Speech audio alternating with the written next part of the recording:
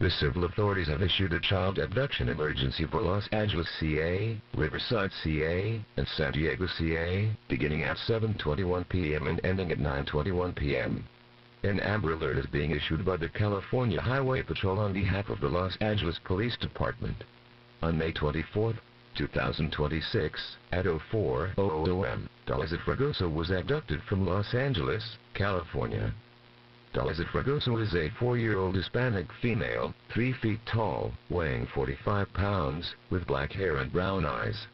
The suspect, Ruben Fragoso, is a 40-year-old Hispanic male, standing 5 feet 9 inches tall, weighing 200 pounds with black hair and brown eyes.